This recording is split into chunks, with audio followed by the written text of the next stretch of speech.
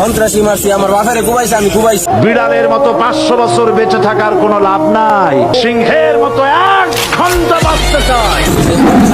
বেশি লুক লাগে না, কাগজ মিলছে নাই। আমার বাপেরে কুবাইছে ওরা 15 দিনে মিললে, আর আমরা 2 ভাই কুবাইছি ওরা।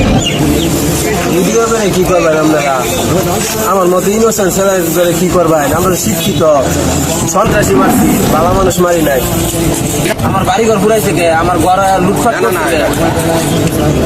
কোন আইনের লোক তো পাইলো না আমার বাড়িঘর বাঁচাইবার লাগিয়া। পুরানে আমি তো আসামি, আমার তো ধরছে পাইছে। আর বিএমপির লোকেরা যে কাজগুলো করলো পাইছে, এ পর্যন্ত কিছু করবার কোন আইনের লোকে পাইছে? যদি বাইরিবার পাই তাহলে অখন কখনো শরীর লাগাই বেশি কিছু করতাম না। আর যদি বাইরে পাই, আমার বাড়িঘর পুরাইছে। আমার এলাকায় গিয়ে দেখেন, জিজ্ঞাসা কইরা কিছু জিজ্ঞাসা থাকলে এটা কই আর কথা দিবেন আমার। আমি তো ওই নিজে চাঁদা বাজার ছিল, আমি নিজে দুধকেই দিছি, অভিযোগ দিছি, কুবাইছি, আমি কুবাইছি।